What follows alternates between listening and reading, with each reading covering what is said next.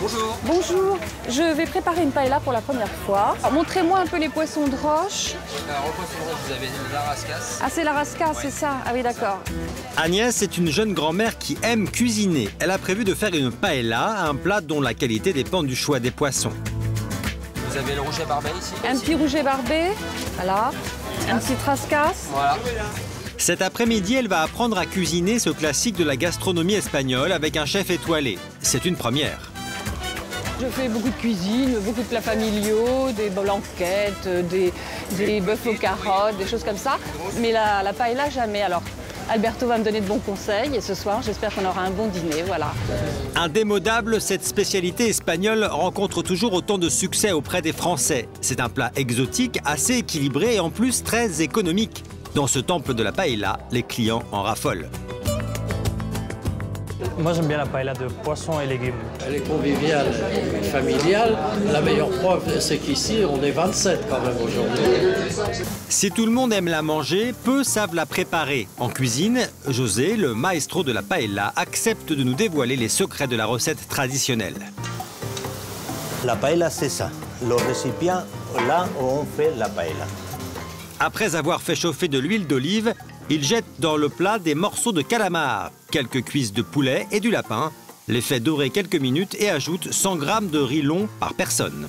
Quelques louches de sauce tomate et bien sûr la touche essentielle, le safran ici déjà dilué dans l'eau. L'épice est à l'origine de la fameuse couleur du plat. Nous, ici, dans la maison, on met des chorizo et des chipolates. Un volume et demi de bouillon de poisson pour 100 g de riz, remuer et faire réduire pendant 10 minutes. José rajoute des gambas et des langoustines et laisse cuire 15 minutes de plus. Juste avant de servir, le chef rajoute quelques haricots verts et petits pois, sel, poivre et la touche finale. Les moules, je les mets en dernier parce que ça, c'est en 2 ou 3 minutes, ils vont s'ouvrir. Au total, il aura fallu à José moins de 30 minutes et 13 ingrédients pour préparer sa paella. Chez vous, cette recette très copieuse ne vous coûtera pas plus de 8 € par personne. En Espagne, chaque famille, il a fait à sa façon et comme il aime. Nous retrouvons maintenant Agnès. Elle se rend dans les cuisines d'Alberto Herrez, un grand chef de cuisine étoilé. Revisiter la paella, c'est ce qui a fait son succès. Une paella tout poisson, sans viande et donc forcément moins chère. Tout l'arôme, ça c'est le safran, sinon on va rater. Agnès est attentive, elle va devoir refaire cette recette pour le dîner. Ça c'est la beauté.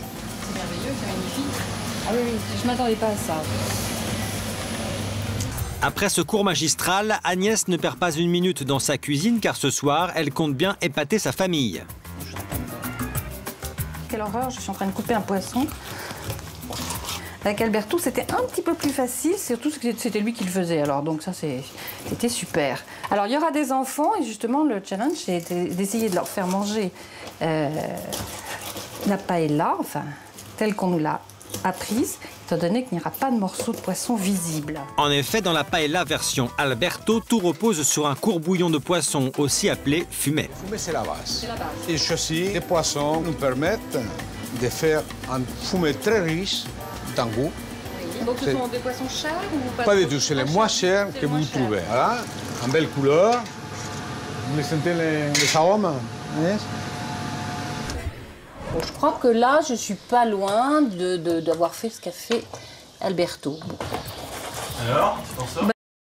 Oui, c'est pas mal. Ah ouais. Voilà. C'est pas la première fois que je vois ma mère faire la cuisine, mais de la paella, ouais.